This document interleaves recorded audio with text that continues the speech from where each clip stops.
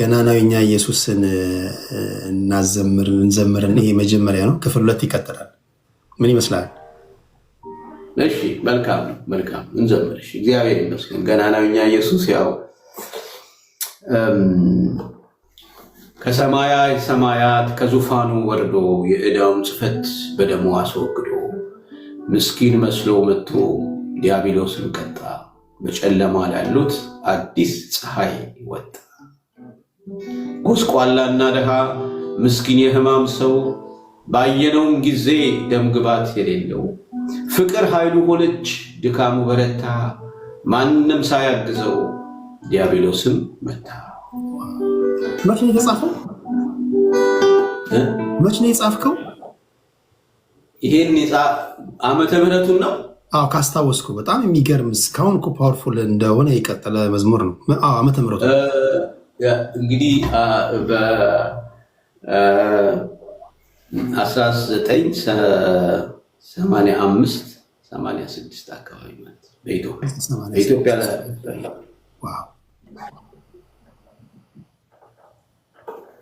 ከካሴቶች እኩል አካባቢ ማለት ነው። 86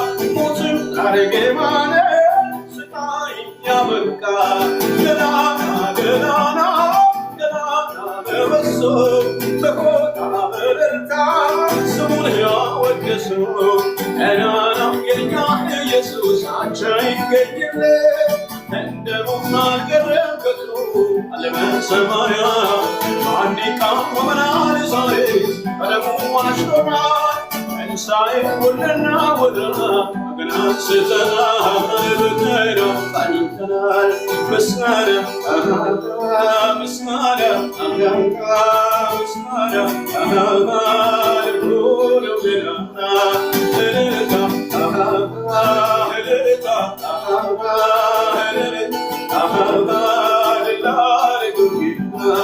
Musnada,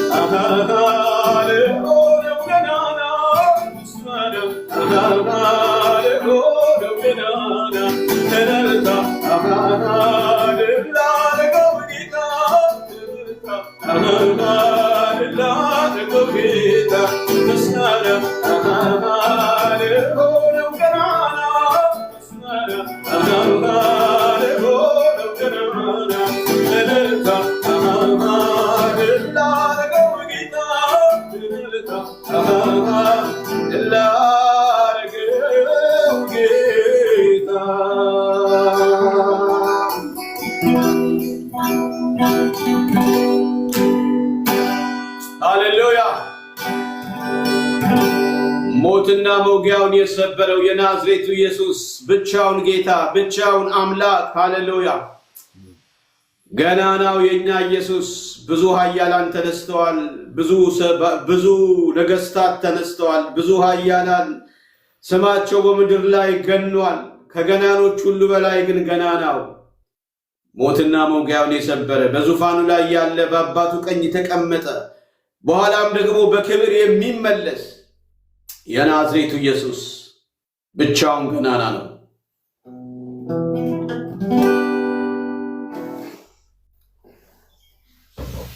ዋው!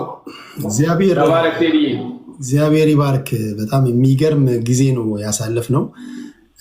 ዛሬ እንግዳችን የነበረው ከዚህ ቀደም እኔ ጋር እንግዳ ሆኖ የመጣው 2 ጊዜ የመጣው ፓስተር ተከስተ ጌትነት ነው።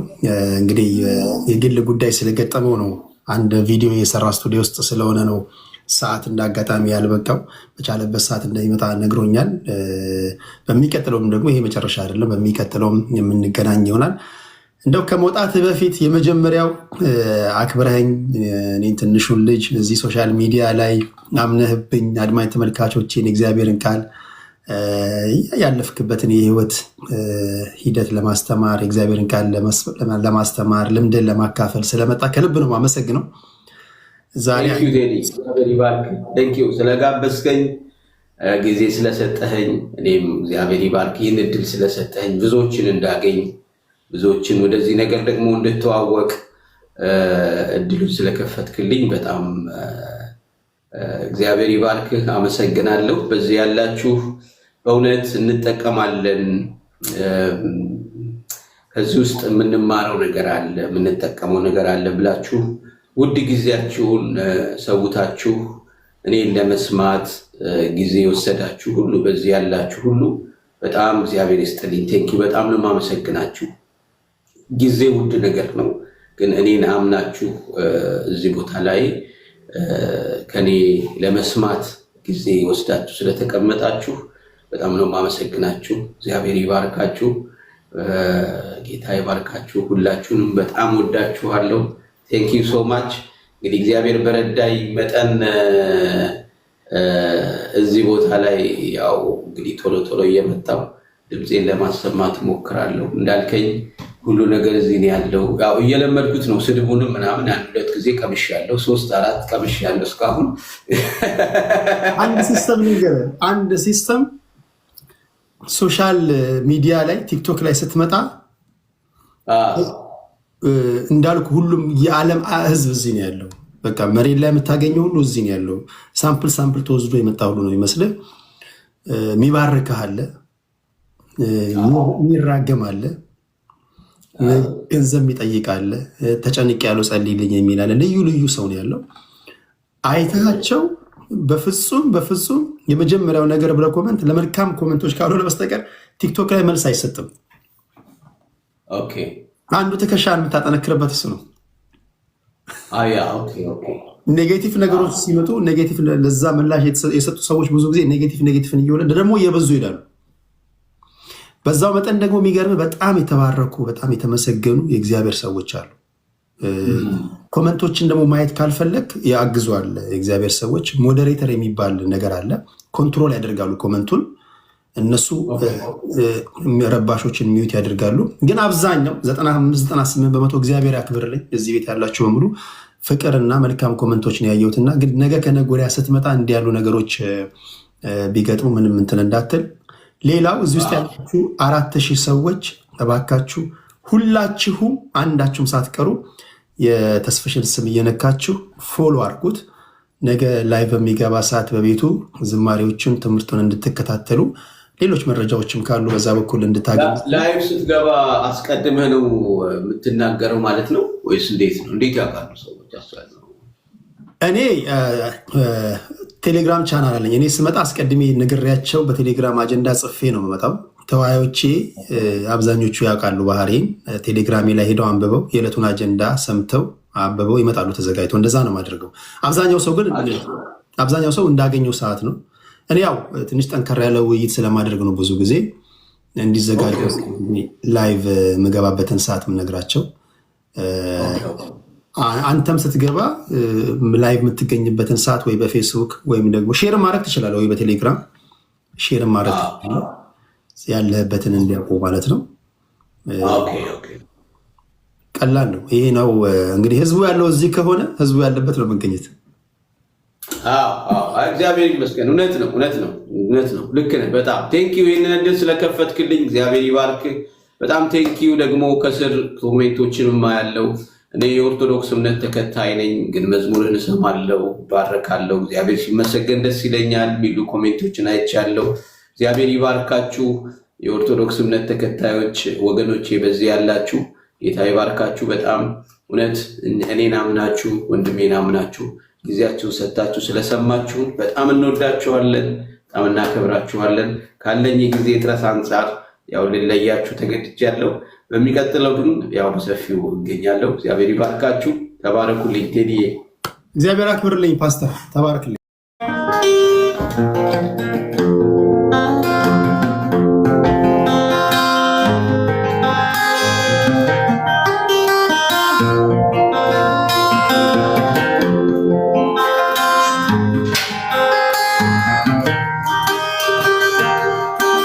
ስጋት አይገባኝ እኔስ በኢየሱሴ አምናለሁ ዘንድሮን መድረሴ ከነፍሴ መድኃኒት መጠጊያ ሆኗታል እንደ ትላንትና ነገም በእርሱ ያልፋል። ስጋት አይገባኝ እኔስ በኢየሱሴ ዘንድሮን መድረሴ ለነፍሴ መድኃኒት መጠጊያ ሆኗታል እንደ ትላንትና ነገም በእርሱ ያልፋል። ይረዳኛል አምነዋለሁ፣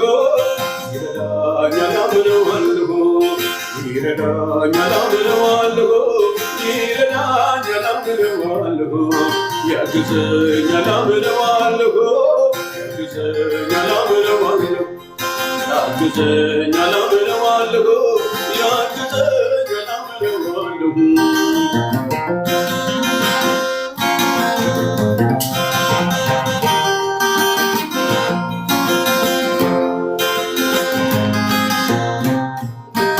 በባህሩ መሃል አንኳዬ ተናውጣ በጭንቂቱ ሰዓት የሚያዋግዝ ሲታጣ በባህሩ መሃል አንኳዬ ተናውጣ በጭንቂቱ ሰዓት የሚያዋግዝ ሲታጣ ፈጥኖ ደርሶ ማዕበሉን ገሰጸው። ኢየሱስ ኧረ እንዴት ድንቅ ነው! እኔም ትላ ይህን ስላየሁኝ ለነገው እሱን ተስፋ አደረኩኝ።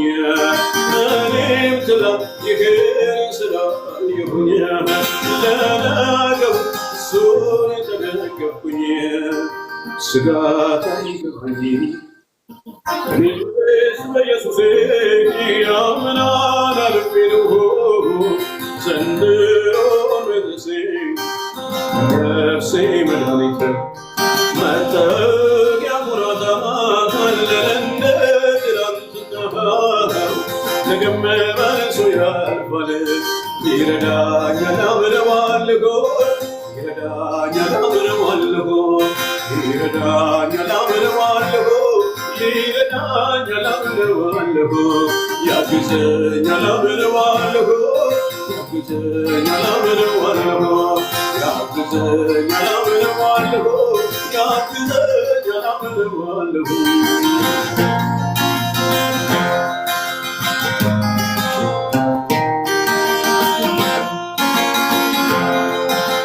እንዳንተ ያለ ማነው እንዳንተ ያለ ማነው እንዳንተ ያለ ማነው እንዳንተ ያለ ማነው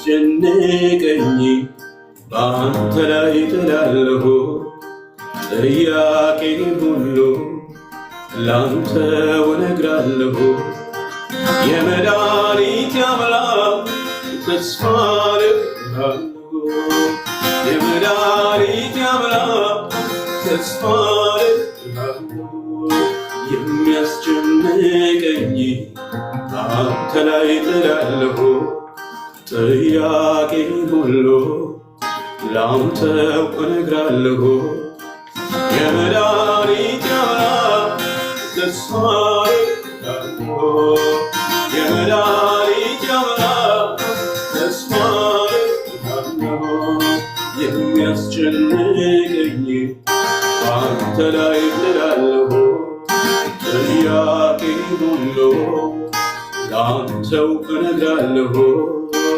የመድኃኒቴ አምላክ ተስፋ አደርጋለሁ የመድኃኒቴ አምላክ ተስፋ አደርጋለሁ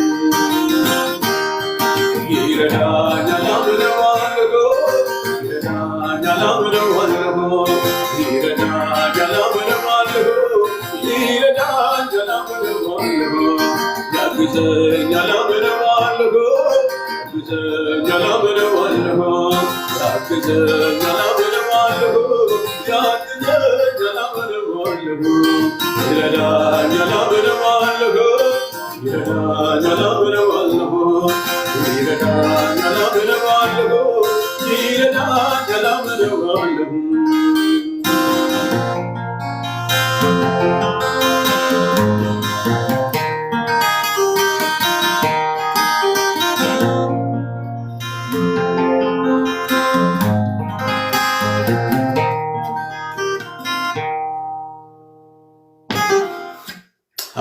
ሃሌሉያ እግዚአብሔር ይባርክ ተስፍሽ። አሜን አሜን አሜን አሜን። ወዳጆች ጌታ ይባርካችሁ። እንዴት ነው? እየተባረካችሁ ነው? እንዴት ነው ቅዳሜያችሁ? እንዴት እየሄደ ነው? ዘግየት ብላችሁ ለገባችሁ 3200 ሰዎች ላይ ተጨመራችሁ።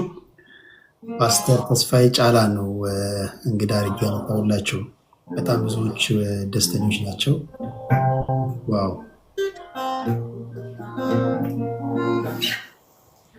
አሜን አሜን። ቴዲዬ እንመለሳለን። መሀል ላይ አጠራጠር ያሉ ጥያቄዎችን እየጠየቅኩኝ የተጨዋወትን ዝማሬና ጥያቄና መልስ ነው የምናደርገው።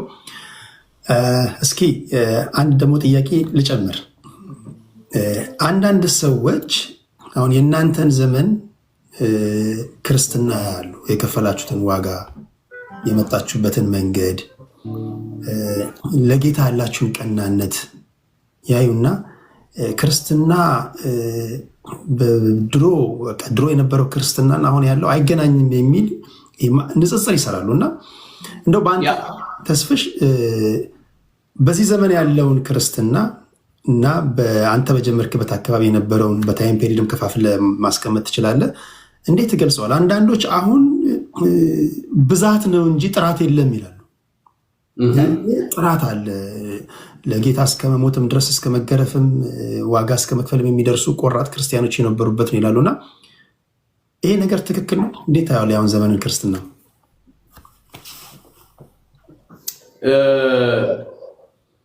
ያው እንግዲህ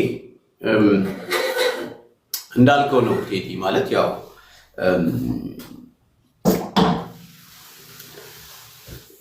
ምንድነው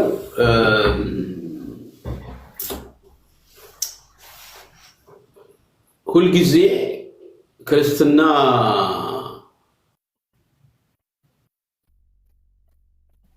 ውበት የሚኖረው ክርስትና ውበት ያለው በፈተና ውስጥ ነው እና ማለት ያው የፈተና ወዳጅ ለመሆን ሳይሆን የፈተና ወዳጅ በቃ ፈተና ይምጣ ብለን ለመጸለይ ሳይሆን ነገር ግን ውበቱ የሚወጣው ማለት ነው። ውበቱ የሚገለጠው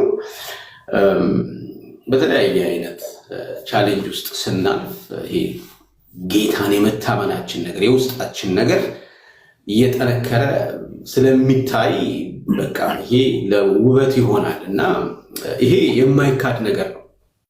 ግን ያው እንዳልከው ደግሞ በሀገራችን ኮንቴክስት በሀገራችን አካሄድ ደግሞ ስንመለከተው እውነት ነው እንግዲህ እንዲያሉ ነገሮች ሊኖሩ ይችላሉ። ምንድነው አንደኛ ቁጥራችን እንደ አገርም አይደል የዛሬ 20 ዓመት የነበረው የምድራችን የሰው ፖፑሌሽን ቁጥርና አሁን ያለው አንድ አይደለም፣ በብዙ ቁጥር ጨምሯል። በዛው መልኩ ደግሞ እንግዲህ ይሄ የወንጌል አማኝ የሚባለው ክርስትናም ደግሞ በዛው በኩል ጨምሯል። ግን በተወሰነ እንዳልከው በዘመናት ብንከፍለው እንዴት ነው የሚሆነው? በተለይ ደግሞ ያው ይሄ የወንጌል አማኙ በነፃነት ማምለክ በጀመረበት ጊዜ ወደ ቤተክርስቲያን ብዙ ሰው ጎረፈ፣ ብዙ ሰው መጣ፣ ብዙ ሰው አስተናገድን እና የሚመስለኝ እንግዲህ ሰዎችን አንደኛ በሁለት ስቴፕ ነው እኔ የምከፍለው። አንደኛ ሰዎችን ጌታን አምነው ተቀብለው የህይወታቸው አዳኝ አድርገው እግዚአብሔርን ማመን ከጀመሩበት ጌታን ከተቀበሉበት ጊዜ ጀምሮ ያለው ብቻ ሳይሆን ጌታ ኢየሱስ ክርስቶስ ምንድን ነው ያለው? እያስተማራችኋቸው ደቀ መዛሙርቴ አድርጓቸው ያለው። ደቀ መዛሙርቴ አድርጓቸው ምን ማለት ነው? ደቀ መዛሙርት ማለት መምህር ማለት ነው፣ ተማሪ ማለት ነው። ምንድነው? አስተማሪውን የሚመስል ባረማመዱ፣ ባነጋገሩ፣ ባካሄዱ፣ ባገባቡ፣ ባወጣጡ፣ በሚያደርጋቸው ነገሮች ጌታ ኢየሱስ ክርስቶስን የሚመስል ሰው ማለት ነው እና ጌታ ኢየሱስ ክርስቶስ ደቀ መዛሙርቴ አድርጓቸው ነው ያለው። እና እንግዲህ ደቀ መዛሙርት ከሆነ ሰው ጌታን የሚመስል ህይወት ይኖራል። ልክ የጌታውን አይነት አረማመድ፣ የጌታውን አይነት አካሄድ ይሄዳል። ካልሆነስ? ስለዚህ አንድ ሰው አምኖ ቤተክርስቲያንም እየመጣ ስሙ ክርስቲያንም እየሆነ በየትኛውም እምነት ሊሆን ይችላል፣ በኦርቶዶክስም ሊሆን ይችላል፣ በፕሮቴስታንቱም ሊሆን ይችላል፣ በካቶሊኩም ሊሆን ይችላል፣ በተለያየው ሊሆን ይችላል አይደል? እግዚአብሔርን አምናለሁ ብሎ ነገር ግን አስተማሪውን የሚመስል የደቀ መዝሙር ህይወት ከሌለው ህይወቱ የተለወጠ ሊሆን አይችልም። ስለዚህ እኔ ሳስበው አሁን ምናልባት ብዙ አማኞች ሊሆኑ ይችላሉ፣ በጣም ብዙ አማኞች፣ ቁጥራቸው በጣም ብዙ አማኞች ሊሆኑ ይችላሉ። ግን ደቀ መዛሙርት የትኞቹ ናቸው የሚለውን ስንመለከት እዛ ጋር እንግዲህ ልዩነት ሊኖር ይችላል። ደቀ መዝሙር ማለት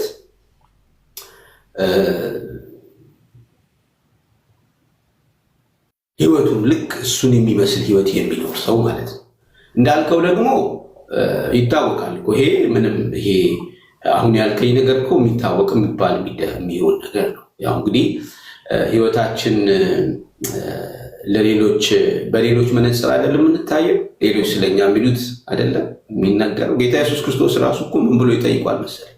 ሰዎች ስለኔ ምን ይላሉ ብሎ ጠይቋል። አንዳንዶቹ ምን ማለት ነው የሰዎችን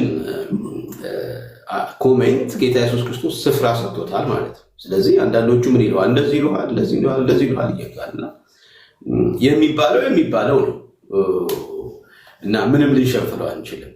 ስለዚህ የቱ ጋር ነው ያለው ብለን በእኔ አመለካከት ስንመለከት ምናልባት ብዙ አማኞች ሊኖሩ ይችላሉ፣ ግን ጥቂት ደቀ መዛሙርት ሊኖሩ ይችላሉ። ደቀ መዝሙርነት ደግሞ የህይወት መንገድ ነው እና እግዚአብሔር ይርዳል ለማለት ብዬ ነው እና እዛ ጋር ይመስለኛል ልዩነቱ አይዶ ነው። ጥያቄህን በትንሹ የነካው ይመስለኛል። እንግዲህ ይሄ የኔ አመለካከት ነው። ትክክል። እንደውም እንዲህ ስትናገር አንድ ቃል መጣለኝ፣ ገርነታችሁ ሁሉ በሰዎች ዘንድ ሁሉ ይተዋወቅ ይላል እና ትክክል ነው። ሰዎች ስለኛ ምን ይላሉ ነው። አንዳንድ ጊዜ እንደው በሀገረኛው አባባል ጆሮ ለባለቤቱ ባዳ ነው ይባላል የሀገር ሲተረት እና ክርስትና ክርስቶስን መምሰል ነው። በሰዎች ዘንድ ሰዎች እኛን ሲያዩ አረማመዳችን፣ ውሏችን፣ አነጋገራችን፣ አስተሳሰባችን ይሄ ሁሉ ሰዎች ስለኛ ምን ይላሉ የሚለውን ነገር ማወቅና መጠየቅ ተገቢ ነው ብዬ አስባለሁ። እግዚአብሔር ይባርክ ፓስተር።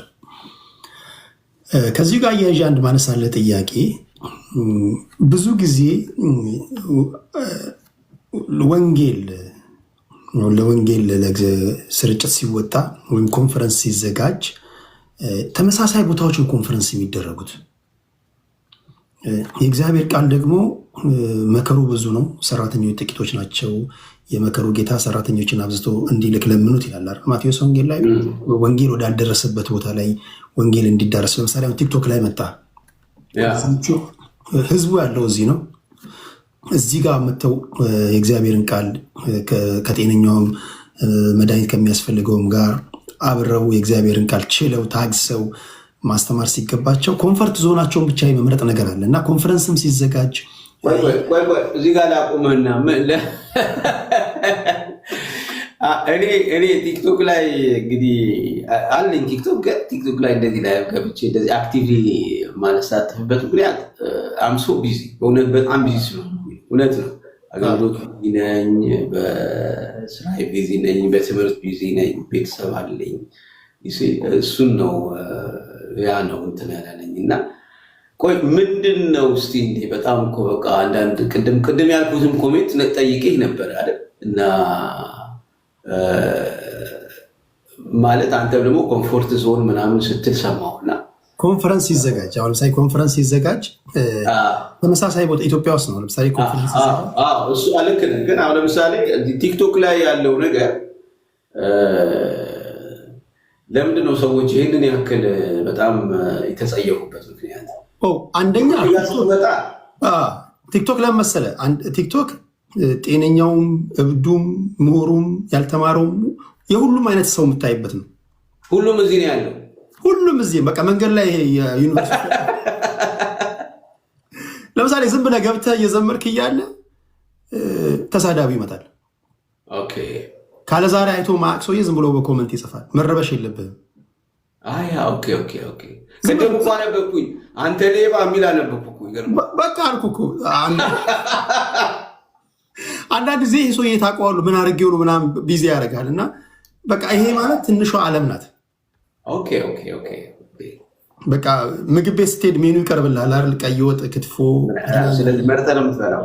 በቃ እዚህ ሁሉም አሉ እና ምንም ሊረብሽ እንትን ሊልህ አይገባም። ኮመንቶች በተለይ ግን የምታያቸውን መምረጥ ትችላለህ። አሁን አንዳንድ ጊዜ ፎሎ የምታደርጋቸውና አልጎሪዝሙ ምን ያደርጋል መሰለህ? ለምሳሌ ናሽናል ጂኦግራፊ ብቻ ደጋግመህ የምታይ ከሆነ ሁልጊዜ ቲክቶክ ስትገባ ታይም ላይን ላይ ናሽናል ጂኦግራፊ ያመጣልሃል።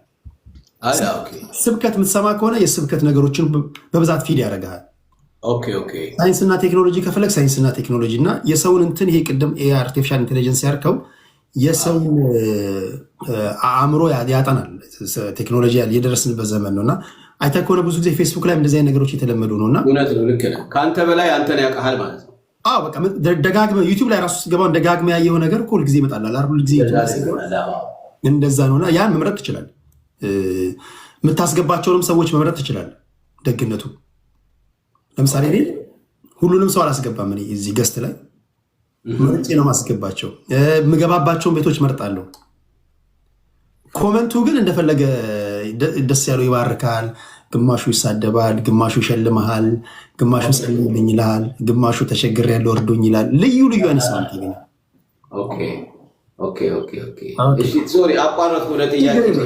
ችግር የለውም። እየተዘጋጀ ስለሆነ ወደ ቲክቶክ ለመምጣት እንትን እንዳትል ብዬ ነው። ጥያቄ ለምሳሌ ኮንፈረንስ ሲዘጋጅ አዳዲስ ቦታዎች ብዙ ጊዜ ሳይሆን የተለመዱ ቦታዎች ነው ወንጌል ለምንድነው ስርጭቱ ማይሰፋው የሚሉ ወገኖች አሉና እንደዚህ አይነት ነገሮችን ታዝበሃል ለማለት ነው። ታዝበሃል ምናልባት? አዎ አይ ቲንክ በተወሰነ መልኩ ያው ይሄ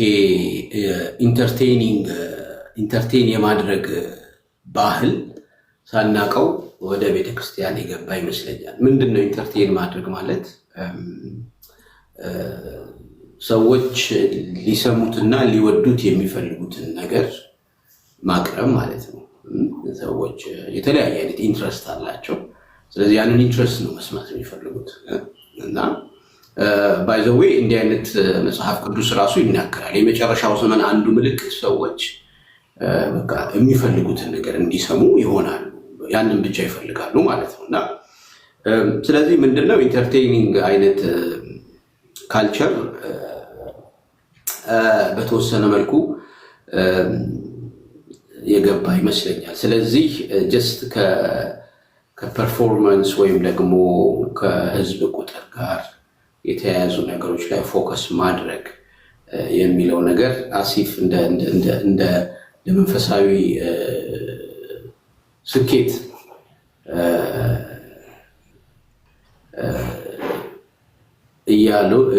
የሆነ ስለመጣ ከዛ አንጻር ያው እንግዲህ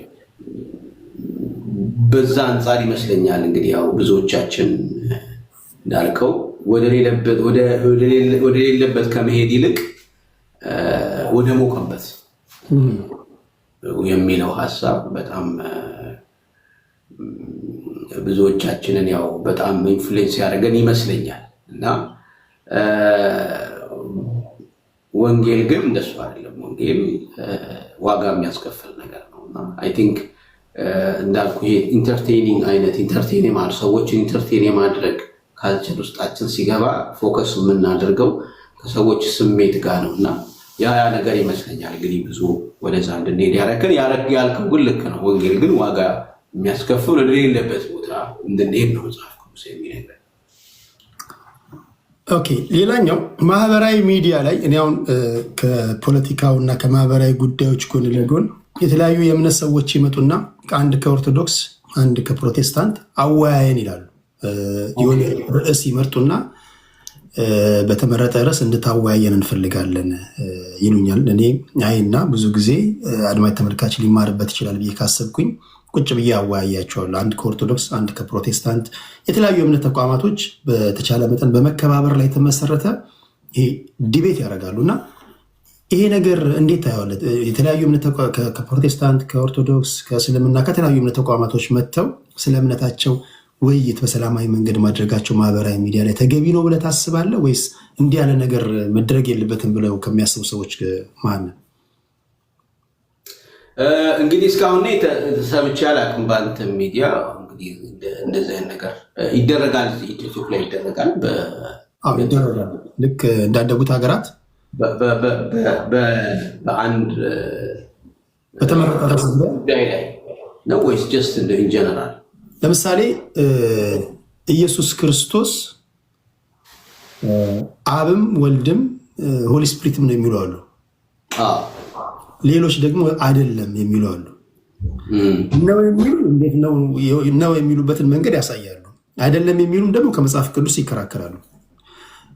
በእመቤታችን ቅድስት ድንግል ማርያም ዙሪያ ላይ ታማልዳለች አታማልድም በሚሉት ጉዳዮች ላይ ርዕስ እየመረጡ እንዲህ አይነት ዲቤቶች መለመዳቸው ተገቢ ነው ብለህ ታስባለህ?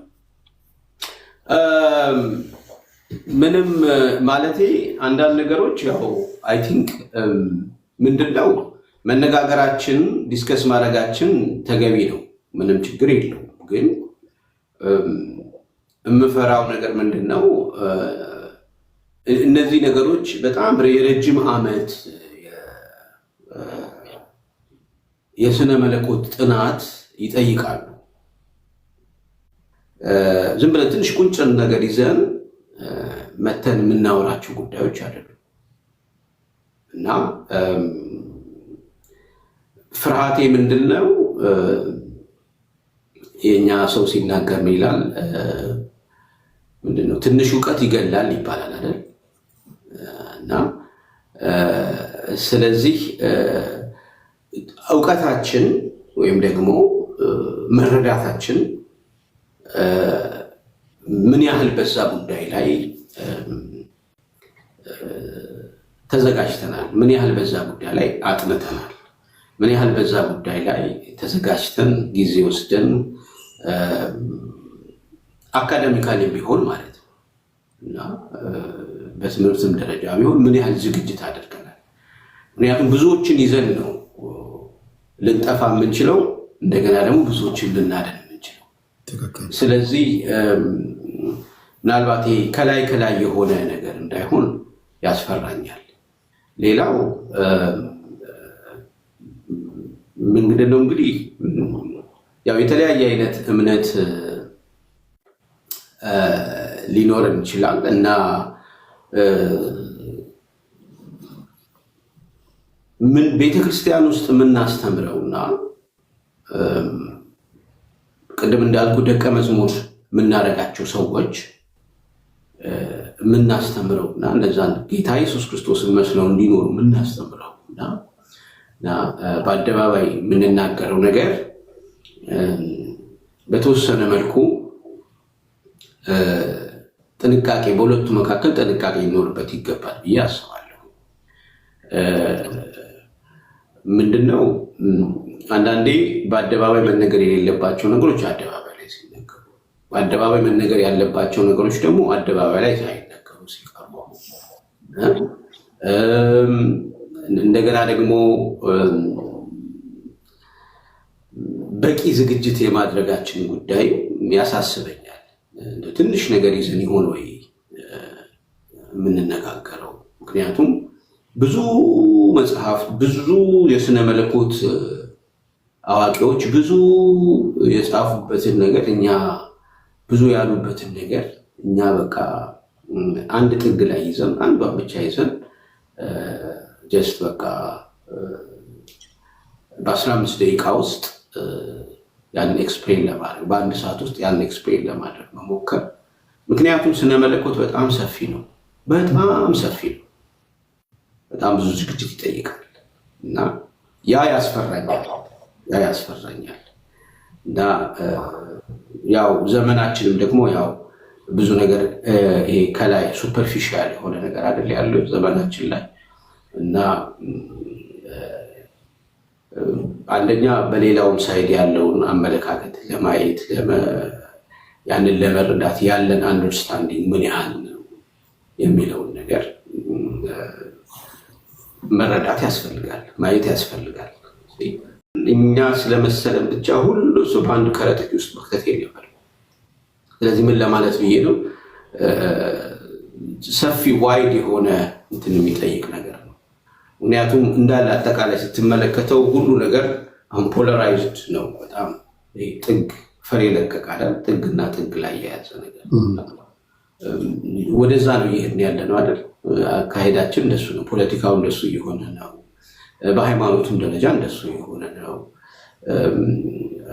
ይሄ ማለት እምነታችንን እንሽጥ እንለውጥ ማለት አይደለም፣ ወይ ኮምፕሮማይዝ እናድርግ ማለት አይደለም።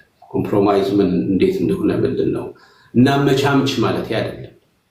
ግን በቂ ዝግጅት ሳይኖረን ከመናገር አለመናገር ይበልጣል የሚለውን ነገር ነው እኔ ብዙ አቴንሽን ሰጥቼ የምናገር። ወይም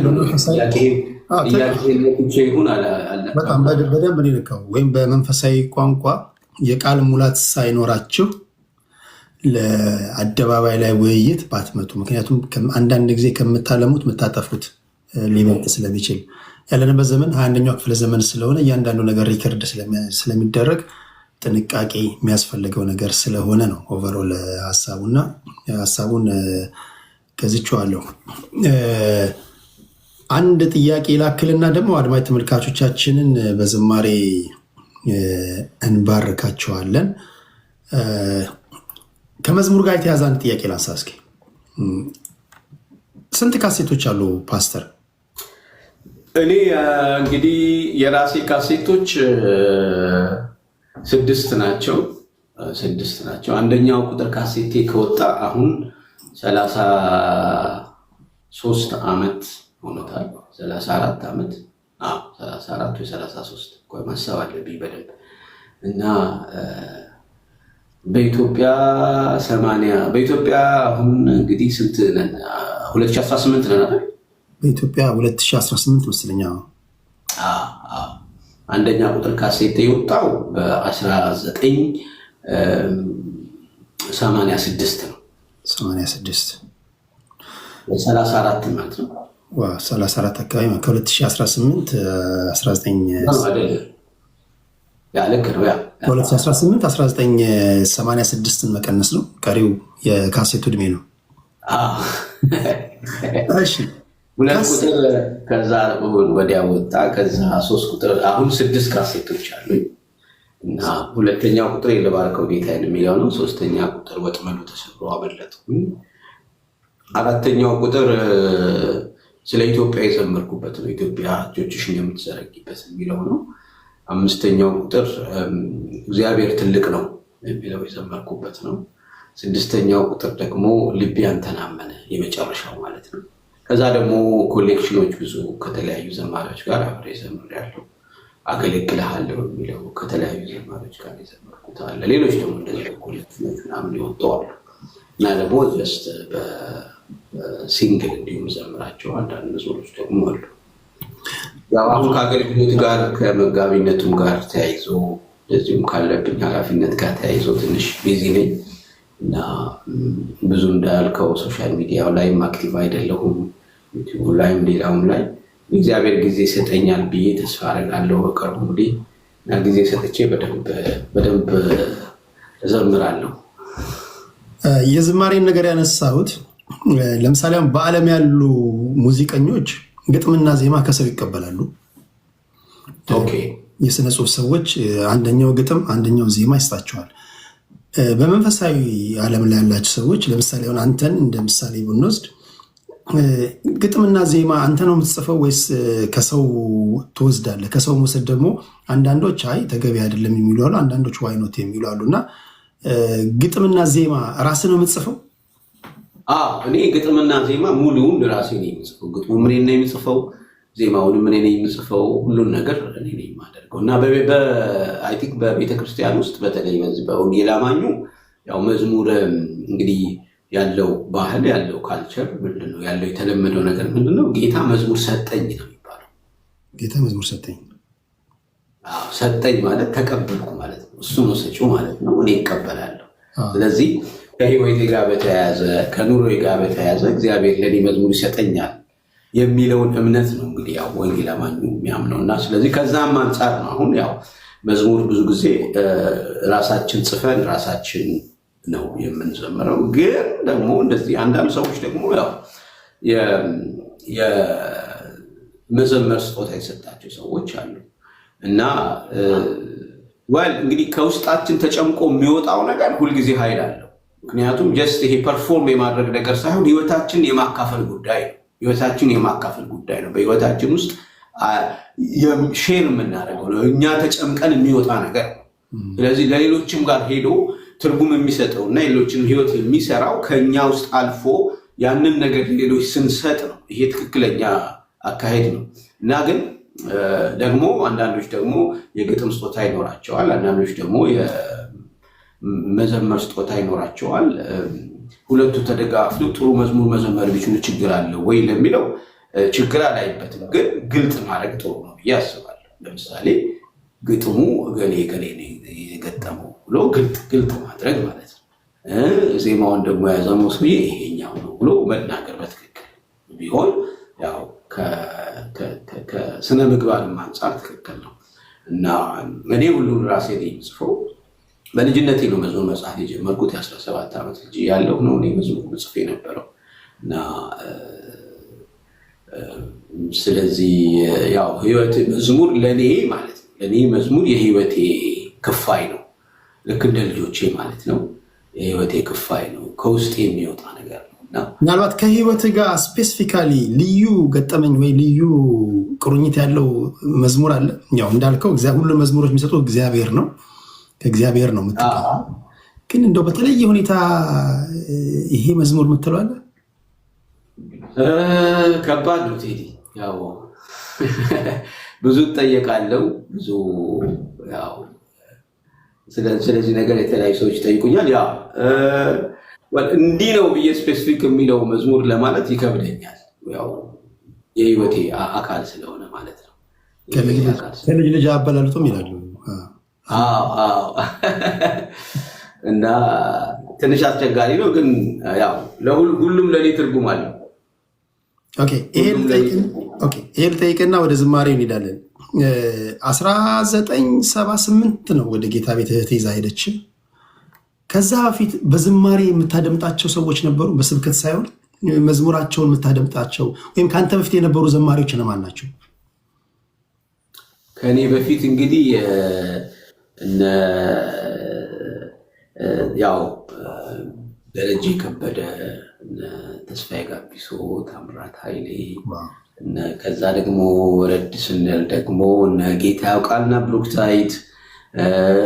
እኔን ግን በጣም ኢንፍሉዌንስ ያደረገኝ አሁን በህይወት የለም ታደሰ ሸቴ የሚባል በጣም የሚወደድ ዘማሪ ነበር እና በጣም ነበር የምወደው። በጣም አሁን ወደ ጌታ ሄደዋል፣ በህይወት የለም እና ታዴ በጣም የሚገርም ዘማሪ ነው እና ይገርማል። የመጀመሪያ መዝሙር ስጀምር ራሱ ልክ የእሱን ነበር የሚመስለው ድምፄ። ሃይስኩል እያለሁ እሱ በየሃይስኩል ህብረቶች ምናምን እየሄደ ያገለግላል። በጊታር ነበር የሚዘምረው እና የሚገርምህ በቃ ልክ ታዴ ይዘምራል ከተባለ እኔ ሰፈሬ የቄራ ልጅ ነኝ። ነግሬሃለሁ፣ ቅድም አልጠየቅም። የት ሰፈር ልጅ ነህ ብለህ አልጠየቅም። በጣም ይገርማል። ተቀይሜ ያለው ቴዲ የቄራ ሰፈር ልጅ ነው። እሺ የቄራ ልጅ ነኝ። እንግዲህ ከማለት ሁሉ የተለመደ ኢንተርቪው እንዳይሆን ብዬ ነው። የተወለድክ የታደግ ሳይሆን መጨረሻ ላይ ልጠይቅ እና ታዴ የሚዘምር ከሆነ ይገርማል። በቃ በእግሬ ሁሉ እስከ እንጦጦ ድረስ የሄድኩበት ጊዜ አለ እና ታዴ በጣም ነበር የምወደው። በጣም ኢንፍሉዌንስ አድርጎኛል። አሁን በህይወት የለም። መዝሙሮቹን ሰምተህ እንደሆነ አላውቅም። እንደውም አንድ የእሱ መዝሙር እንዘምር እንጂ ታዴ። ደስ ይለኛል። ኧረ ደስ ይለኛል።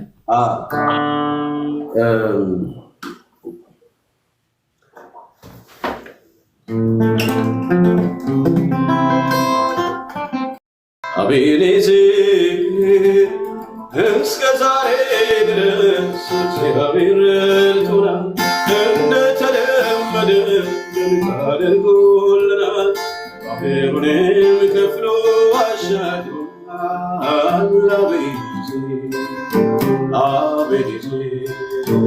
አቤኔዜር እስከ ዛሬ ድረስ እግዚአብሔር ረድቶናል።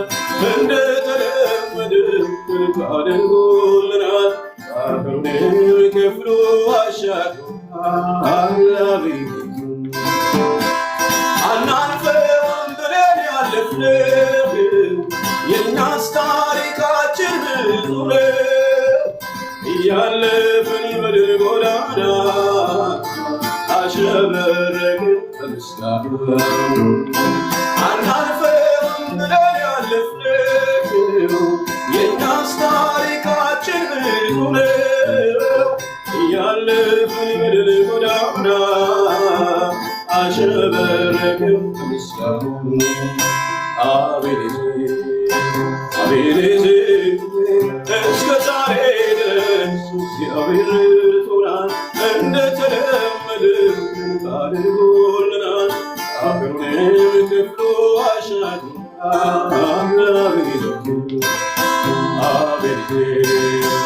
አቤኔዜር እስከ ዛሬ ድረስ እግዚአብሔር ረድቶናል። እንደተለመደ ድንቅ አድርጎልናል። ባህሩንም ከፍሎ አሻግሮናል። የታዴ ዝማሬዎች በጣም የሚገርሙ ናቸው። ታደሰ ሸቴን የምታውቁ ሰዎች ካላችሁ ያው በቤት የለምና እና እና በጣም ኢንፍሉዌንስ አድርጎኛል። በጣም ነው መዝሙሮች ብዙ ዘምረው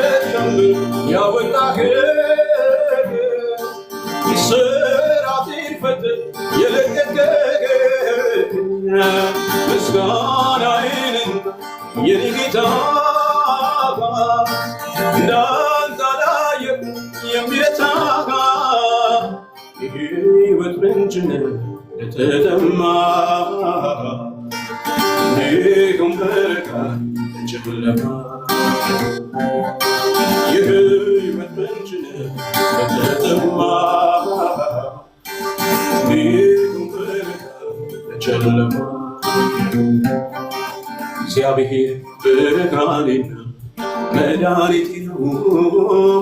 እግዚአብሔር ብርሃኔና መድኃኒቴ ነው። እግዚአብሔር ብርሃኔና መድኃኒቴ ነው። እግዚአብሔር ብርሃኔና መድኃኒቴ ነው።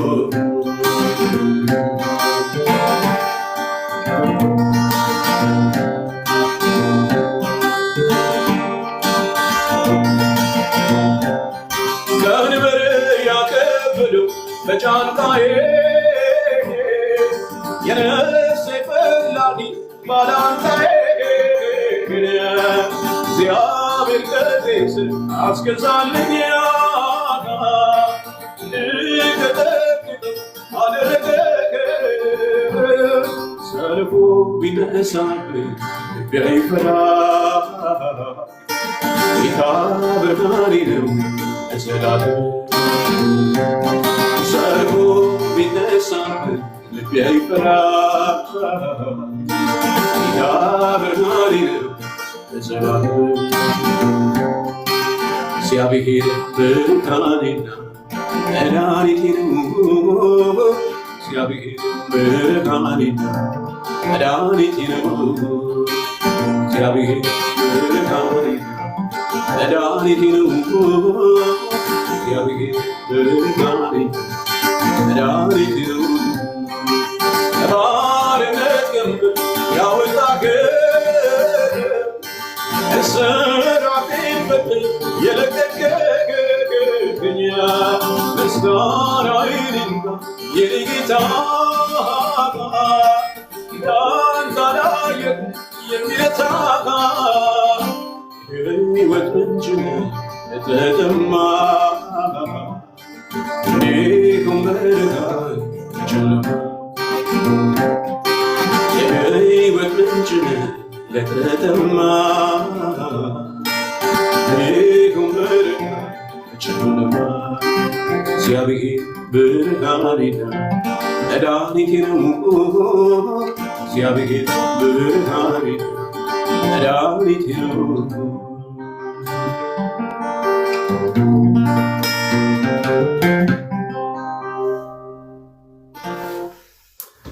ሃሌሉያ! ዋው!